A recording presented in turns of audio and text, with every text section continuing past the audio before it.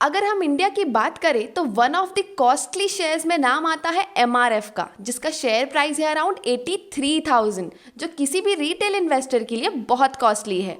But वहीं विप्रो का share price है अराउंड 500 रुपीज़, जो कि फिर भी अफोर्डेबल है। तो क्या इसका मतलब ये हुआ कि एमआरएफ ज़्यादा अच्छा शेयर है और विप्रो बुरा? नहीं ना, हम किसी भी कंपनी को उसके शेयर प्राइस के हिसाब से जज नहीं कर सकते, क्योंकि दोनों का ही बिजनेस मॉडल डिफरेंट है। बट ऐसा क्यों है कि ये दोनों इतनी अच्छी कंपनीज हैं बट इनके शेयर प्राइसेस में इतना डिफरेंस है? इसका एक रीज़न ये भी है कि एमआरएफ ने कभी अपने शेयर को स्प्लिट नहीं किया और वहीं विप्रो ने कई बार शेयर स्प्लिट किया है, जिसकी वजह से दोनों ही कंपनीज के शेयर प्राइसेस में इतना डिफरेंस है। Hello everyone, welcome back to a series on stock market concepts. मैं हूँ कीर्ति और आज हम बात करने वाले हैं शेयर स्प्लिट के बारे में कि आखिर ये होता क्या है और इससे इन्वेस्टर्स एंड कंपनीज को क्या बेनिफिट होते हैं और कंपनीज आखिर शेयर स्प्लिट करती क्यों हैं। लेकिन वीडियो स्टार्ट करने से पहले अगर आप इस चैनल पे न्यू हैं और आपने अभी तक इस चैनल को सब्सक्राइब नहीं किया है तो देर किस बात का कर रहे हो, जल्दी से सब्सक्राइब करो और बेल आइकन को हिट करो ताकि हमारी सारी वीडियोस की नोटिफिकेशंस आप तक पहुंचती रहे। चलिए अब शेयर स्प्लिट को हम एक एग्जाम्पल से समझते हैं। सपोज हमारे पास एक केक है जिसे हमने 4 पीसेस में कट किया, बट फिर बाद में हमने सेम केक को 8 पीसेस में ही डिवाइड किया। तो भले ही पीसेस 4 से 8 क्यों ना हो जाए, बट जो केक था वो तो एक ही रहेगा। अब इसी एग्जाम्पल को कंपनी के केस में भी अप्लाई करते हैं। जब भी कंपनी अपने शेयर्स को स्प्लिट करने का सोचती है तो एक शेयर को वो कई सारे पार्ट्स में स्प्लिट करती है। फॉर एग्जाम्पल एक कंपनी है एबीसी लिमिटेड, जिसने अनाउंस किया कि वो अपने शेयर्स को 1:5 में स्प्लिट करेगी। तो इसका मतलब होगा हर एक शेयर के 5 स्प्लिट्स होंगे। तो यहाँ पे किसी भी शेयर होल्डर के पास अगर एबीसी लिमिटेड के 100 शेयर्स होंगे तो वो स्प्लिट होने के बाद हो जाएंगे 500। तो यहाँ नंबर ऑफ शेयर्स तो बढ़ गए बट टोटल शेयर कैपिटल उतना ही रहने वाला है। वो कैसे, चलिए समझते हैं। तो शेयर स्प्लिट में एग्जिस्टिंग शेयर होल्डर्स के होल्ड किए हुए शेयर्स स्प्लिट हो जाते हैं और ये रेशियो के थ्रू होता है। जैसे सपोज किसी एबीसी लिमिटेड कंपनी ने शेयर स्प्लिट अनाउंस किया 1:5 का और हमारे पास उस कंपनी के ऑलरेडी 100 शेयर्स हैं 200 रुपये के हिसाब से और टोटल इन्वेस्टमेंट है 20,000 रुपये। लेकिन अब 1:5 के रेशियो के हिसाब से मेरा होल्ड किया हुआ हर एक शेयर 5 शेयर्स में स्प्लिट हो जाएगा। यानी अब मेरे पास टोटल शेयर्स हुए 500, बट यहाँ पे प्राइस में चेंज आएगा। जनरली जब भी कोई कंपनी शेयर स्प्लिट करती है तो उसके शेयर प्राइस उतने ही रेशियो से डिवाइड हो जाते हैं। तो जैसे यहाँ एक शेयर 5 शेयर में स्प्लिट हुआ, वैसे ही इसकी शेयर प्राइस भी 1/5 हो जाएगी और हो जाएगी 40 रुपीज़। लेकिन आपकी टोटल इन्वेस्टमेंट 20,000 रुपये ही होगी। अब आप में से कुछ लोग ये सोच रहे होंगे कि यही तो बोनस शेयर के टाइम भी होता है, बस वहाँ शेयर स्प्लिट होने की जगह एक शेयर के बदले हमें 5 शेयर कंपनी फ्री में दे देती है। बट यहाँ एक डिफरेंस ये आता है कि बोनस इशू में कंपनी फ्री शेयर्स के पैसे को अपने रिजर्व्स एंड सरप्लस से फंड करती है।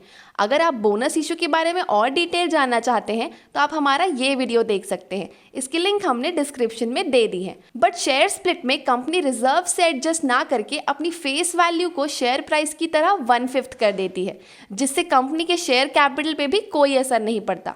वो कैसे, चलिए समझते हैं। तो सपोज यही एबीसी लिमिटेड का before share split total shareholders equity थी 50 करोड़, जिसमें से शेयर कैपिटल था 10 रुपीज़ के हिसाब से 2 करोड़ शेयर्स और रिजर्व्स थे 30 करोड़। और ये जो 10 रुपये है ये शेयर की फेस वैल्यू है।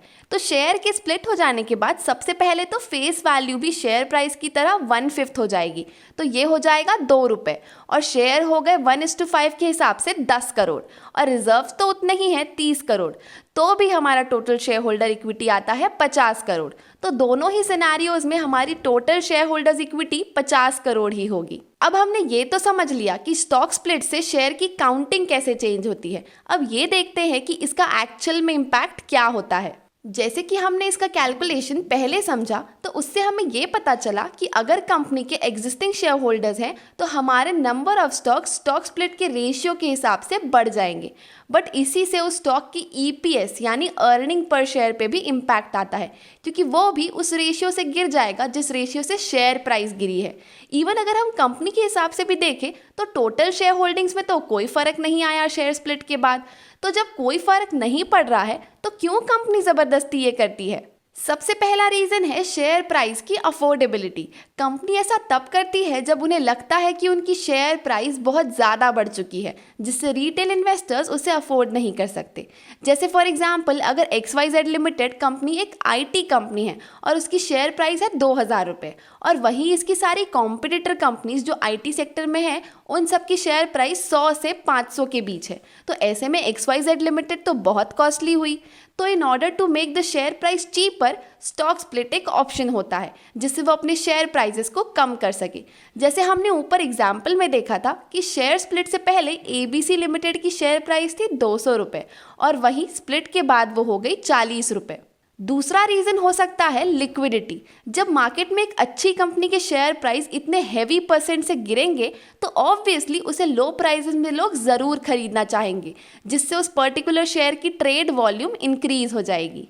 इवन स्टॉक स्प्लिट से कंपनी का कस्टमर बेस भी डाइवर्सिफाई हो जाता है, क्योंकि 40 रुपए की ABC लिमिटेड को अब एक retailer investor, middle class, rich class सभी अफोर्ड कर सकते हैं।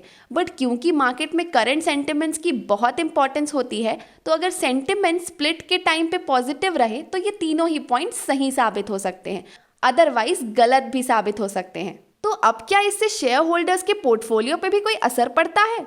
वैसे तो ऐसा कुछ खास असर शेयर होल्डर्स पे नहीं पड़ता है, क्योंकि उनका टोटल इन्वेस्टमेंट वैल्यू तो उतनी ही रहेगी, बस नंबर ऑफ शेयर्स बढ़ जाते हैं।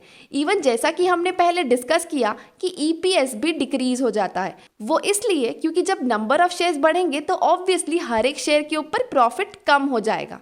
अब इन सारी चीज़ों के अलावा कई बार कंपनीज ऐसी भी होती है जो स्टॉक स्प्लिट्स के इतने बेनिफिट देखने के बाद भी इसके अगेंस्ट होती है, और वो क्यों होती है चलिए देखते हैं।